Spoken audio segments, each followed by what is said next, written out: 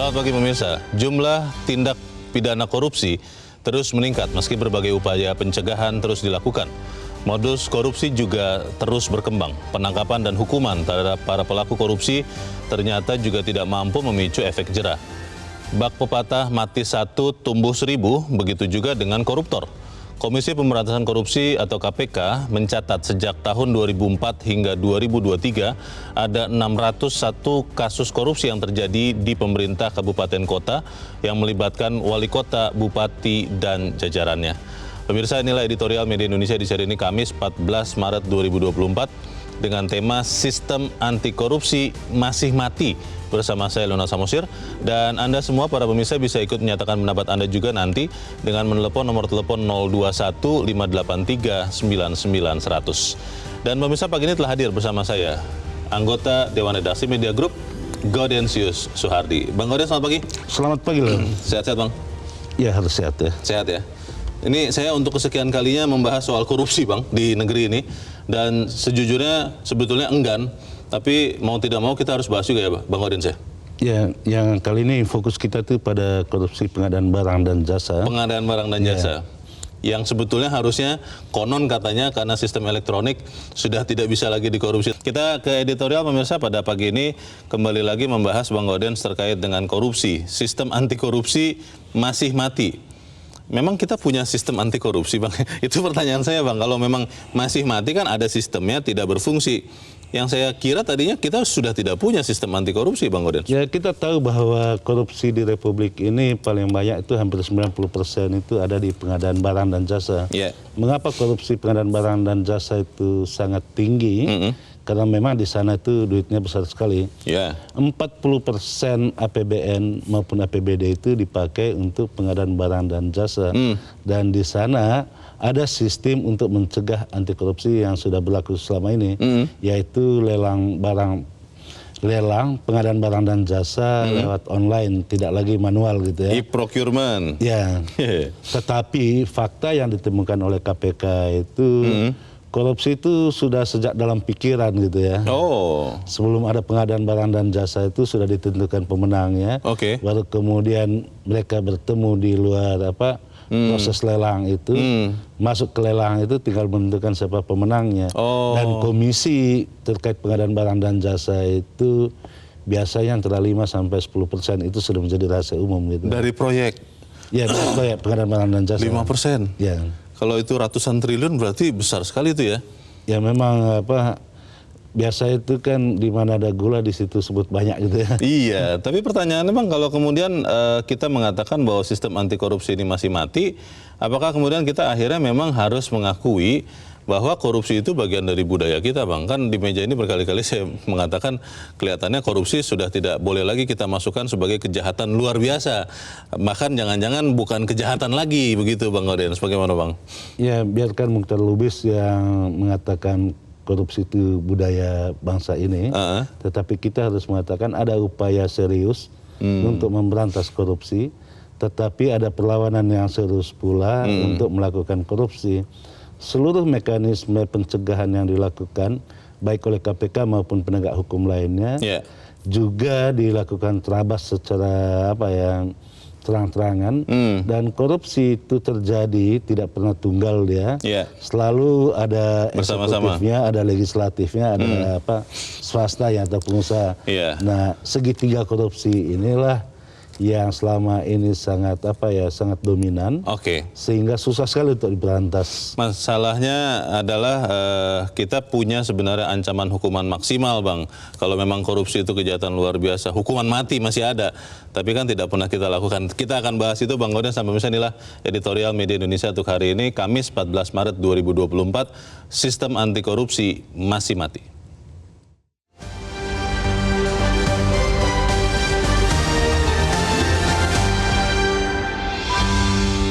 Sistem anti korupsi masih mati.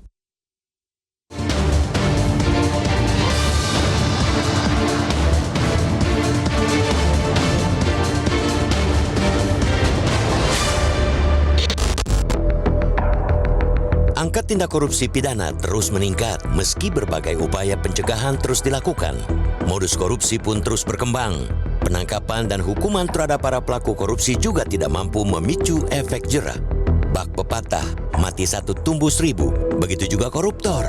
Komisi Pemberantasan Korupsi atau KPK mencatat, sejak 2004 hingga 2023, terdapat 601 kasus korupsi terjadi pada pemerintah kabupaten, kota, melibatkan wali kota, bupati, dan jajarannya. Sepanjang 2004 sampai 2022, koruptor yang dipinjarakan karena tindak pidana korupsi ada 344 pimpinan dan anggota DPR dan DPRD, termasuk ketua DPR dan juga ketua DPRD. Ada 38 menteri dan kepala lembaga, ada 24 gubernur dan 162 bupati dan wali kota, ada 31 hakim, termasuk hakim konstitusi, ada 8 komisioner, diantaranya komisioner KPU, Komite Pengawas Persaingan Usaha dan Komisi Yudisial. Selain itu, juga ada 415 orang dari swasta dan 363 orang dari birokrat. Sangat banyak. Menurut KPK, pengadaan barang dan jasa merupakan wilayah yang paling rawan terjadinya korupsi. Sebagian besar kasus korupsi yang menjerat banyak pejabat daerah hingga pusat melibatkan pengadaan barang dan jasa. Yang terbaru adalah pengadaan kamera pengintai atau CCTV di Bandung Smart City. Para tersangka melibatkan banyak pihak, baik dari eksekutif maupun legislatif, baik dari pemerintah Kota Bandung maupun dari DPRD Kota Bandung. Sistem pengadaan barang dan jasa digital e-procurement yang dibangun untuk mencegah korupsi justru dengan mudahnya bisa diakali. Para vendor dengan gampangnya melakukan persekongkolan di luar, melakukan kesepakatan dan menentukan pemenang. Masifnya perilaku koruptif ini tidak lepas dari tingginya biaya politik, high cost politics, selama pemilihan umum dan pemilihan kepala daerah. Bukan rahasia lagi jika para kepala daerah dan anggota dewan harus mengeluarkan biaya ratusan juta hingga miliaran rupiah untuk menjabat. Juga bukan rahasia jika mereka akan berdaya upaya untuk bisa mengembalikan modal politik yang telah mereka keluarkan. Kondisi itu diperparah dengan lembeknya hukuman bagi para koruptor sehingga tidak memberi efek jera, deterrent effect. Ini bisa dilihat dari hukuman bagi para pelaku korupsi di Indonesia yang diatur dalam Undang-Undang Nomor 20 Tahun 2001 tentang perubahan atas Undang-Undang Nomor 31 Tahun 1999 tentang pemberantasan tindak pidana korupsi dan disinergikan dengan KUHP. Berdasarkan undang-undang tersebut, sebagian besar hukuman bagi para pelaku korupsi rata-rata maksimal 20 tahun penjara dan denda 1 miliar rupiah. Meskipun memang untuk kasus tertentu ada hukuman seumur hidup, tapi dalam praktiknya rata-rata hukuman untuk koruptor sangat rendah, tidak sampai 5 tahun. Dengan melihat rendahnya hukuman untuk koruptor, sulit jika hukuman tersebut bisa menimbulkan efek jera. Malah seperti ada pegangan untuk koruptor. Mereka siap menjalani hukuman kurungan badan asalkan harta hasil korupsi tidak hilang. Maka tidak ada jalan lain untuk memberi efek jera kepada koruptor selain pemiskinan harus dilakukan. Koruptor tidak takut dipenjara, tapi pasti takut jatuh miskin. Untuk mendukung pemiskinan koruptor dibutuhkan Undang-Undang Perampasan Aset Tindak Pidana atau Undang-Undang PATP untuk merampas aset hasil korupsi. Saat ini, rancangan Undang-Undang Perampasan Aset itu sudah masuk prolegnas prioritas tahun 2023, meski sudah disusun sejak 2008. Untuk itu, perlu kita dorong DPR untuk segera membahas dan mengesahkan rancangan undang-undang tersebut. Jangan berlama-lama menyimpannya. Jangan sampai ada anggapan DPR sendiri memiliki kekayaan secara tidak sah, lantaran profil kekayaan mereka tidak sesuai dengan pendapatan maupun LHKPN yang disampaikan ke KPK. Untuk meminimalkan korupsi, harus segera dibangun sistem anti korupsi bukan hanya di pemerintahan, melainkan juga di tubuh partai politik. Dengan korupsi yang merajalela, dibutuhkan dukungan semua pihak untuk mencegahnya.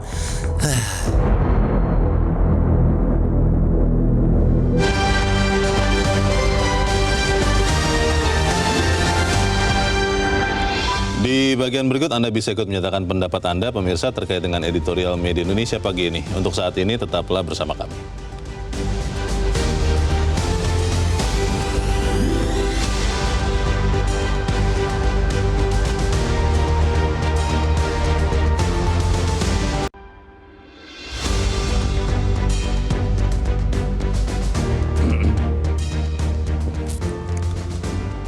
Terima kasih Anda masih bersama kami di Editorial Media Indonesia. Pemirsa, Bang Odin, saya kembali ke pertanyaan saya sebelum jeda.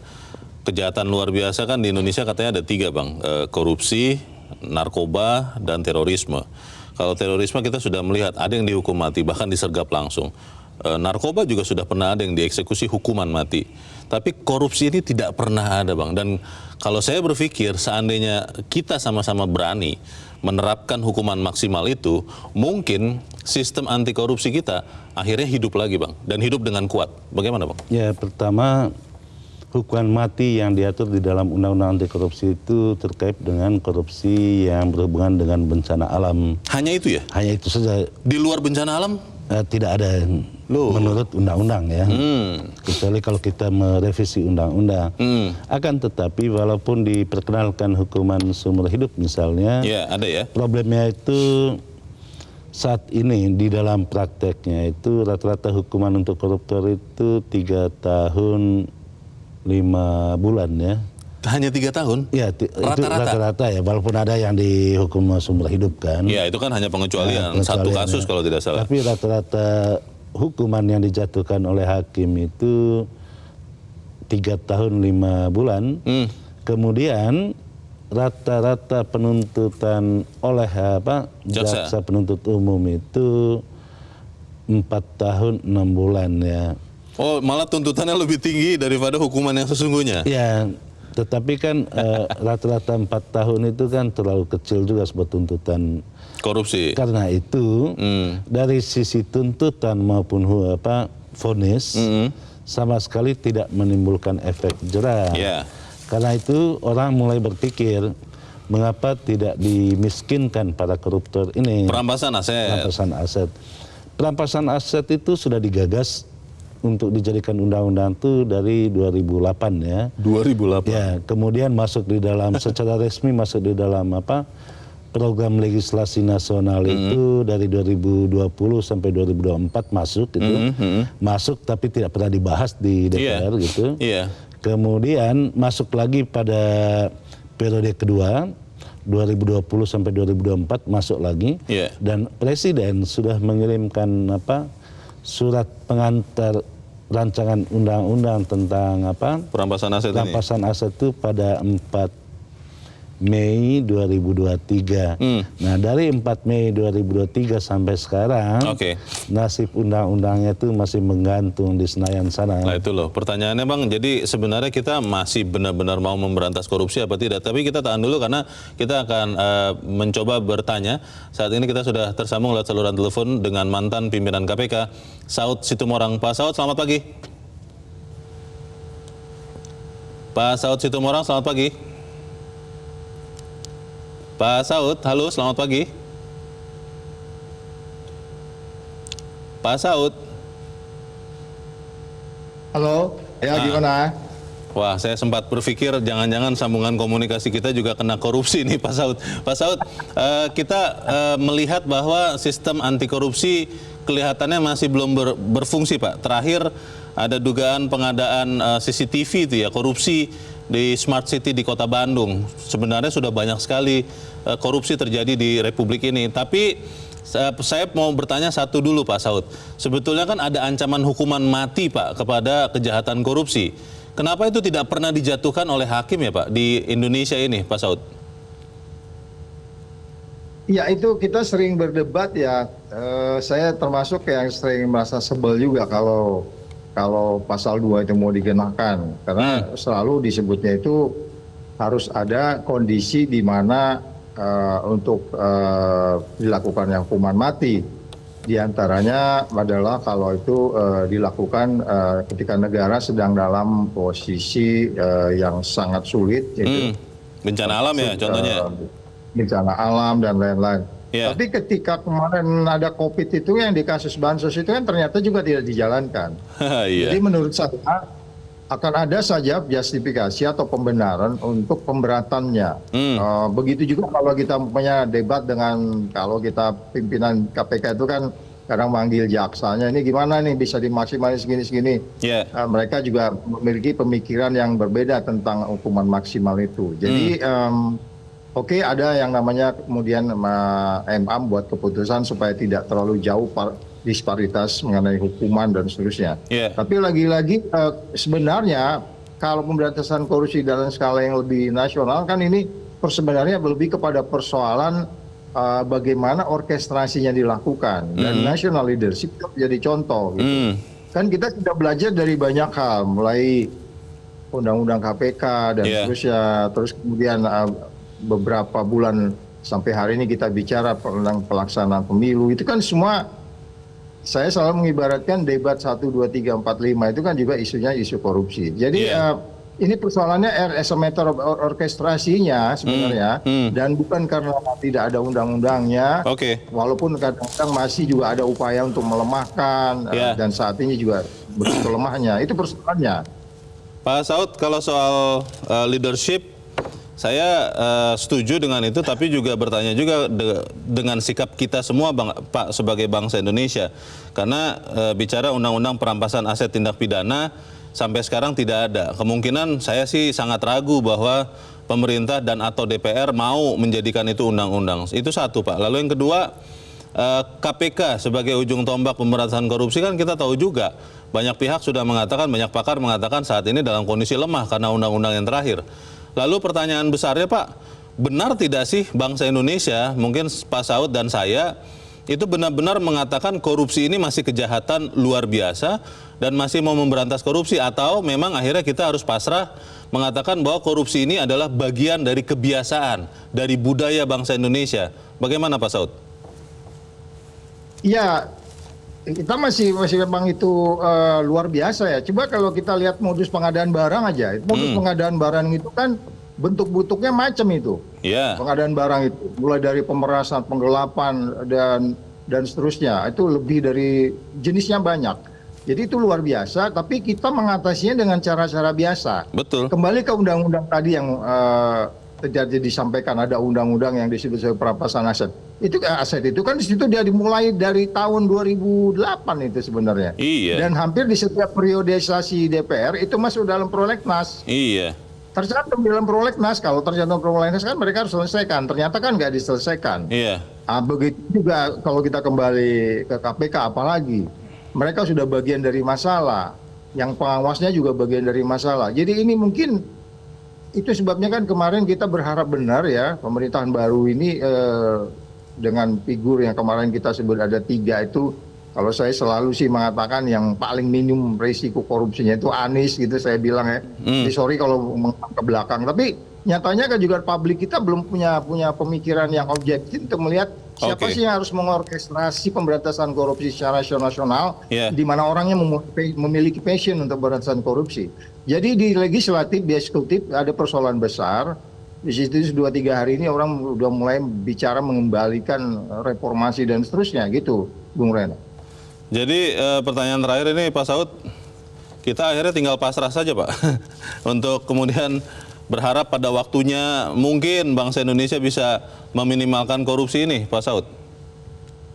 Ya, kita berharap tidak seperti itu. Tentunya ada semangat yang betul-betul ada rational choice yang ada di kepala kita. Ini kan pemberantasan korupsi ini kan rational choice. Tapi rational choice itu kan cenderung diarahkan menguntungkan dirinya sendiri gitu. Jadi dibuatlah peraturan-peraturan yang menguntungkan dirinya, seperti kita lihat mengenai omnibus law dan seterusnya. Jadi jangan pernah menyerah dan masih berproses. Dan kita berharap diangket, dijabarkan itu nanti. Oke, kita harus berusaha sama-sama, karena sebenarnya kan hakikat kita hidup yang membedakan dengan yang sudah mati adalah masih tetap berusaha. Begitu ya Pak Saud ya? Ya, itu dia. Baik, terima kasih mantan pimpinan KPK Saud Situmorang sudah mencerahkan kami pagi ini. Selamat pagi Pak Saud. Pagi. Kembali lagi Bang Gaudens, Undang-Undang Perampasan Aset sudah hampir 20 tahun diusulkan, tapi saya berani mengatakan di sini Bang, saya yakin tidak akan ada yang mau menjadikan itu undang-undang Bang, karena bisa jadi bumerang ke dirinya, entah itu pemerintah atau itu DPR. Lalu jalan keluar kita untuk benar-benar membuat kita benar-benar masih melawan korupsi, itu apa Bang? Ya, undang-undang perampasan aset itu rancangan undang-undang itu draftnya udah disusun dari 2008. Itu berarti sudah lama sekali ya. Hampir 20 tahun, no? Ya, hampir 20 tahun. Akan tetapi keseriusan untuk menghadirkan undang-undang itu sepertinya tidak terlalu kuat ya. Jadi lebih kuat pada wacana. Kita masih ingat di sekitar bulan Mei 2023 pembicaraan tentang perampasan aset itu semua orang berbicara tentang itu. Tetapi tidak ada tindakan. Kalau saja misalnya di DPR itu susah untuk mendukung rancangan undang-undang perampasan aset, Presiden masih ada instrumen lain untuk menghadirkan undang-undang itu. Perpu? Lewat peraturan pemerintah. Itu kalau mau gitu kan. Tadi yang disinggung oleh Pak Saud itu kan siapa yang mengorkestrasi pemberantasan korupsi di dalam undang-undang itu ya kepala negara yang mengorkestrasi itu. Tetapi kita lihat juga bisa dibedah juga kalau kita berbicara korupsi terkait dengan pengadaan barang dan jasa, itu pasti berhubungan dengan politik juga. Karena mereka yang terlibat di dalam korupsi itu biasanya adalah cukong dari kepala daerah pada saat pencalonan kontestasi itu bohirnya ya, penyandang dananya. Nah, kalau misalnya nanti ini di bulan November itu akan ada pilkada, menjelang pilkada itu banyak sekali cukong-cukong yang mendanai para calon-calon ini gitu. Nah, ini yang mesti diawasi oleh KPK sejak awal gitu loh. Tidak hanya pada penindakannya, tapi pencegahannya. Pencegahan terkait dengan pengadaan barang dan jasa itu lewat mekanisme lelang online. Tetapi kan lelang online itu diterabas juga. Diakalin juga. Diakalinnya dalam penciptaan proyek itu. Jadi mulai korupsinya itu di dalam pikiran, diada-adain ada proyek gitu. Kemudian proyek itu ada yang fiktif, ada proyek yang benar berjalan, tetapi pengawasan atas proyek itu tidak berjalan juga. Oke, Bang Godin, saya masih ingat dengan hasil survei ya beberapa waktu yang lalu bahwa masyarakat yang menolak politik uang di kontestasi pemilu itu yang menolak ya itu makin sedikit jumlahnya dibandingkan pemilu 5 tahun yang lalu. Kalau itu kita ambil sebagai sikap untuk menerima atau menolerir korupsi, Bang, artinya kan memang gawat sekali bangsa Indonesia. Apa benar demikian? Kita harus jeda dahulu, Bang Godin, sampai bisa tetap bersama kami. Editorial Media Indonesia segera kembali.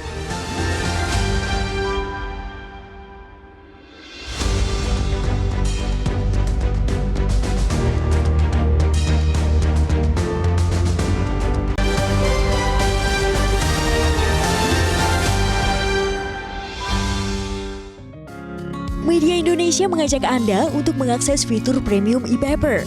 Dengan sajian konten berbasis intelektual dan meneguhkan kebangsaan, Media Indonesia tampil dengan lebih dinamis melalui e-paper Media Indonesia yang dapat Anda akses kapan saja, di mana saja. Caranya mudah, download aplikasi Media Indonesia di Android atau ketik link epaper.mediaindonesia.com atau bisa scan QR code pada layar kaca Anda. Klik tab e-paper di bagian samping layar tablet Anda, daftarkan data diri, serta pilih paket berlangganan e-paper Media Indonesia sesuai dengan kebutuhan Anda. Nikmati juga bonus spesial tambahan 4 halaman rubrik fokus setiap hari. Semua bisa Anda dapatkan hanya di e-paper Media Indonesia. Untuk informasi lebih lanjut, hubungi customer service di nomor 0811 1201 2018 atau kunjungi media sosial @Media Indonesia. Media Indonesia, referensi bangsa. Terima kasih Anda masih bersama kami di Editorial Media Indonesia, pemirsa, dan sekarang kita akan mendengarkan juga, Bang Godin, pendapat dari pemirsa Metro TV. Kita sudah tersambung dengan pemirsa Metro TV di Bekasi, Jawa Barat. Ada Pak Ondo Silitonga. Pak Ondo, selamat pagi. Selamat pagi Bung Leo, selamat pagi Bung Godin. Selamat pagi Pak Ondo. Bagaimana Pak pendapat Anda, Pak? Silakan Pak. Iya, saya kira bukan mati tapi semakin mati. Karena ketua KPK-nya saja korupsi dan sampai sekarang belum ditahan. Di lapas KPK juga ada pemerasan, ada pelecehan seksual. Soal sistem lelang online, Bung Leo, itu basa-basi. Karena sebelum online mungkin sudah ada kopi darat, kopi di sini soal korupsi ini. Kuncinya menurut saya membuat ada efek jerah. Sahkan itu undang-undang perampasan aset. 16 tahun tidak jadi-jadi. Mungkin mereka ini jadi bumerang buat mereka DPR dan pemerintah. Kemudian berlakukan sistem pembuktian terbalik supaya ini bisa dilakukan. Kalau enggak ya tetap aja susah karena banyak yang lolos dari yang tertangkap.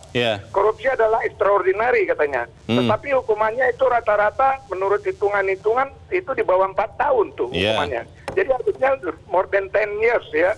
Atau yang ekstrim ya menurut saya penjarakan para koruptor itu di tengah kota dan di ruang kaca, jadikan objek wisata buat anak-anak sekolah biar mereka sadar bahwa kedepannya mereka tidak akan korupsi lagi. Miris sekali ya kepala daerah, yudikatif, legislatif, polisi, tentara, hakim dan lain-lain.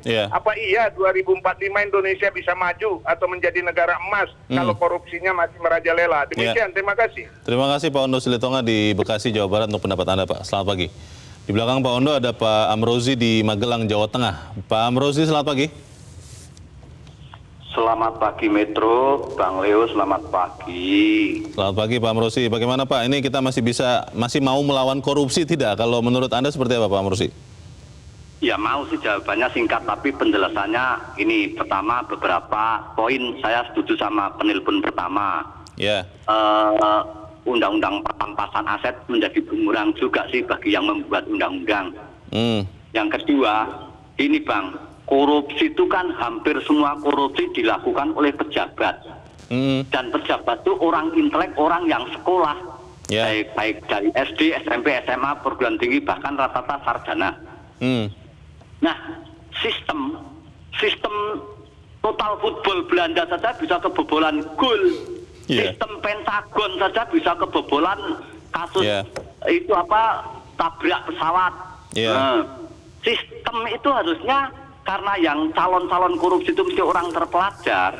Harusnya pendidikan moral Pancasila dan pedoman P4 itu loh, itu kan lengkap sekali itu di situ tuh. Nah, kalau orang lolos jadi gubernur, jadi kepala daerah, jadi pejabat, harusnya disumpah itu kan ditatar dulu. Jadi ada rasa nasionalisme, ada rasa budaya malu. Beda Bang. Ini saya dulu lulus sarjana tahun 87 loh, pas Mike Tyson tuh saya juga. Terus mau masuk kerja di tatar P4. Jadi ada rasa nasionalisme, ada rasa malu. Kalau macam-macam seperti undang-undang anti korupsi sistemnya dibuat seperti apa, manusianya harus personalnya ya, personnya, oknumnya. Sekarang Sambo saja hukuman mati bisa hukuman seumur hidup. Hukuman mati kan bisa ditarik ulur di nego-nego. Manusianya tolong, pendidikan moral Pancasila Menteri Pedankan harus dihidupkan lagi, P4 harus dihidupkan lagi. Ingat, kita hidup di negara Pancasila kok malah nggak kenal Pancasila. Baik, terima kasih Pak Amrozi di Magelang, Jawa Tengah. Untuk pendapat Anda. Selamat pagi Pak. Di belakang Pak Amrozi ada Pak Wahyudin di Bandung, Jawa Barat kali ini. Pak Wahyudin, selamat pagi. Selamat pagi, Mas Leo ya. Begini. Silakan Pak. Bandung sekarang itu bukan lautan api, tapi lautan korupsi ya. Ya, lautan korupsi. Nah, maksud saya untuk pemberantasan korupsi bukan hanya untuk adanya perampasan aset atau hukuman mati. Tapi yang paling penting lindungilah saksi, korban dan korban. Saya ini korban nih. Tahun 2000 saya korban. Walaupun saya waktu itu dijamin oleh Jaksa Agung dan Ketua TGTPK Pak Adi Andoyo, mantan Hakim Agung. Tapi tetap saya dibui, saya dihukum. Gitu. Jadi menurut saya yang paling penting itu ada 2 atau 3 lah paling tidak. Hukumnya harus cerdas dan tegas, dan kedua lindungilah orang yang sudah mau bersedia menjadi pengungkap atau saksi itu. Karena tanpa saksi atau tanpa ada yang mengungkap, mereka akan aman karena saling melindungi mereka. Lindungi saksi ya, oke. Oke ya. Ya, baik. Terima kasih Mas El. Terima kasih Pak Wahyudin di Bandung, Jawa Barat untuk pendapat Anda. Selamat pagi Pak. Ini kan akhirnya jadi apa ya, lingkaran setan ini Bang Gaudens. Mau mulai dari mana? Mau mulai dari sistemnya atau dari personalnya, orang-orangnya? Karena menurut beberapa pemirsa kan sistemnya bagus, tapi menurut Pak Amrosi tadi ya, tapi kalau orangnya tidak apa ya, tidak malu mencuri, tidak takut mencuri, ya percuma juga sistem itu. Bagaimana Bang? Ya, sebaik-baiknya sistem tetap yang menentukan itu adalah orangnya. The man behind the gun katanya. Karena itu dibutuhkan kepemimpinan yang mampu membawa bangsa ini melawan korupsi.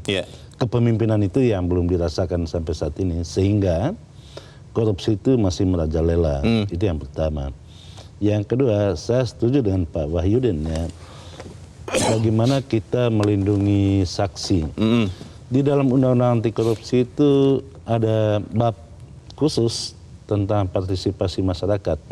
Masyarakat malah diminta untuk melaporkan dugaan korupsi itu, dan dia akan mendapat insentif dari keberhasilan negara untuk menyelamatkan uang negara. Jadi ada persentase yang ditentukan di situ yang bisa diberikan oleh orang yang mengungkap kasus korupsi.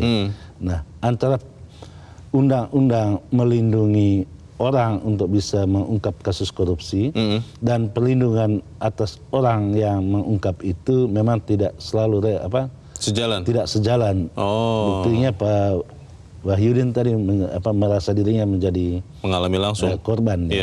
Dan itu juga yang terjadi dalam banyak kasus, apalagi kalau kasus itu kasus korupsi beraroma politik gitu. Biasanya orang-orang yang banyak orang yang disebutkan di pengadilan, namanya disebut gitu kan, disebutkan juga berapa besar uang yang dikorupsi, diterima oleh orang yang bersangkutan. Tetapi karena ada jabatan politik atau dekat dengan orang-orang politik, misalnya yang bersangkutan tidak akan diusut. Dan sampai sekarang banyak sekali kasus-kasus seperti itu kan. Ini saya jadi ingat film-film mafia ya Bang ya. Ada istilahnya The Untouchables. Sudah ketahuan, sudah dibacakan di pengadilan tapi tidak bisa tersentuh. Menjelang November nanti ada pilkada, apa kita masih yakin Bang bahwa rakyat bisa memilih kepala daerah yang masih mau melawan korupsi? Tapi kita harus jeda dahulu dan tetap bersama kami. Editorial Media Indonesia segera kembali.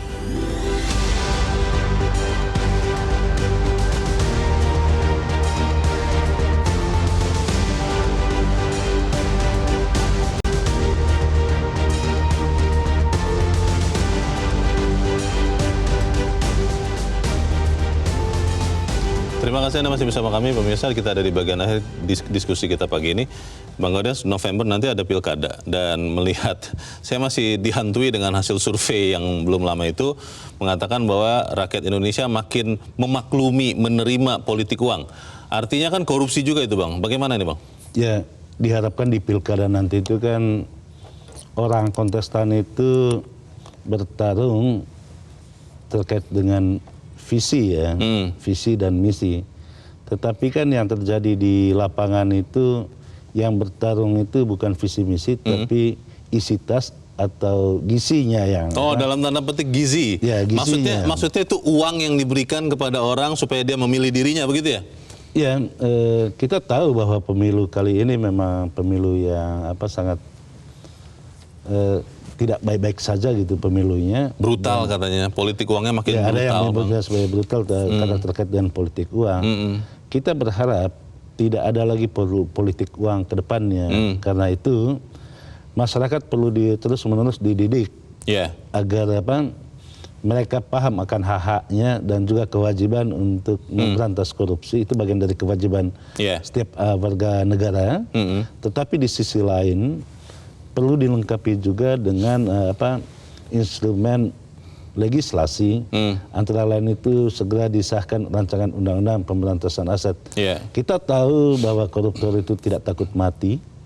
Dia pada kasus narkoba misalnya, banyak koruptor yang sudah dieksekusi mati, tetapi semakin banyak juga orang yang mencoba-coba bermain di narkoba. Oh, itu narkoba ya? Ya, narkoba. Di dalam hal korupsi, orang tidak takut mati dengan korupsi, tetapi yang ditakuti orang itu adalah miskin. Karena yang korupsi itu kan bukan orang miskin gitu ya. Jadi mereka ingin menambah kaya gitu. Betul. Karena itu yang mereka takut itu miskin. Dengan demikian, instrumen rancangan undang-undang perampasan aset itu salah satu instrumen yang bisa dipakai untuk memberantas korupsi ke depannya. Tetapi lagi-lagi kita katakan yang banyak terlibat di dalam kasus korupsi sekarang ini ada eksekutif, ada legislatif, ada swasta. Yang membuat undang-undang itu legislatif dan eksekutif. Ya, kita terlalu berharap ya untuk adanya rancangan undang-undang itu diundangkan, sementara undang-undang itu bisa menjadi bumerang bagi mereka yang sedang menjabat saat ini. Indonesia kan disebut bangsa yang budaya patriarkinya kuat, Bang. Apa yang dilakukan oleh pimpinan itu akan ditiru. Dan ketika pimpinan, seperti yang tadi Abang barusan katakan, banyak korupsi, bagaimana mungkin kita kemudian rakyat tidak mau korupsi, Bang? Karena pimpinan-pimpinannya korupsi. Bagaimana, Bang? Ya, menurut saya sih benar seperti itu ya. Karena itu, bersih itu harus mulai dari istana sampai di bupati dan wali kota gitu. Baik, kita harap apa yang kita sampaikan ini, apa yang kita diskusikan ini memberikan sumbangan ya, Bang, dan benar-benar bisa membuat sistem anti korupsi kembali hidup. Begitu ya, Bang Audiens? Betul, jangan sampai dia siuman terus gitu ya. Baik, kita akhiri editorial Media Indonesia pagi ini. Terima kasih Bang Audiens sudah hadir tempat ini. Selamat pagi, Bang. Pagi loh. Pemirsa, dengan melihat rendahnya hukuman untuk para koruptor, tidak ada jalan lain untuk memberi efek jera kepada para koruptor selain pemiskinan harus dilakukan. Koruptor tidak takut dipenjara, tapi pasti takut jatuh miskin. Untuk itu kita perlu mendorong DPR untuk segera membahas dan mengesahkan rancangan undang-undang perampasan aset tindak pidana untuk merampas aset hasil korupsi. Saya Leonard Samosir berterima kasih Anda sudah menyimak editorial Media Indonesia pagi ini. Terus jaga kesehatan Anda, terus jaga nurani Anda, dan jangan mencuri. Selamat pagi, sampai jumpa.